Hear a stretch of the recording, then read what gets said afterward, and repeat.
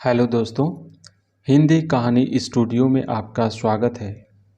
आज आप सुनेंगे नेपोलियन के जीवन का एक प्रेरक प्रसंग, समय की उपलब्धि। जो व्यक्ति महान होते हैं वे हमेशा सावधान रहते हैं कि वे कभी किसी मौके पर अपनी प्रशंसा में रुचि न लेने लग जाएं।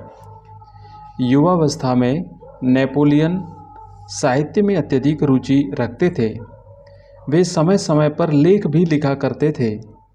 एक बार लिएंस शहर के विद्वानों ने वहाँ के नागरिकों से लेख आमंत्रित किए थे। सर्वश्रेष्ठ लेख के लिए पुरस्कार की घोषणा की गई थी। उसमें अनेक लेख भेजे गए थे, जिनमें से एक लेख नेपोलियन ने भी भेजा था। नेपोलियन के लेख को ही सर्वश्रेष्ठ लेख घोषित किया गया था। कुछ समय बाद जब नेपोलियन सम्राट बन गए तब वे इस बात को लगभग भूल चुके थे। नेपोलियन का एक मंत्री था टेलीरांत। उन्हें इस बात की जानकारी कहीं से मिल गई कि नेपोलियन ने पूर्व में एक लेख लिखा था जो पुरस्कृत हुआ था।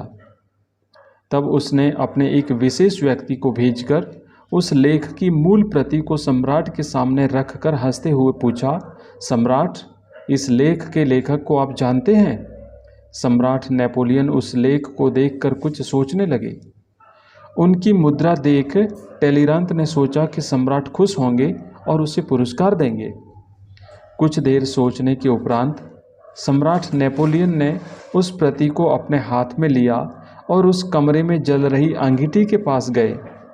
कुछ देर उसे देखते रहे और फिर अंगीठी में उस लेख को डाल दिया जो जल गया।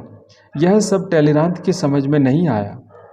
उसने नेपोलियन से पूछा, सम्राट, इस लेख को आपने क्यों जला दिया?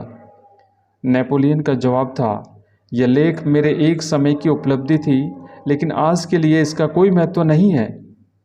यदि मैं आज कोई लेख लिखूं तो शायद वह सबसे निकृष्ट हो, इसलिए मैंने इस लेख को जला दिया।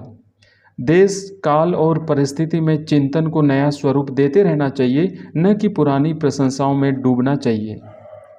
धन्यवाद दोस्तों।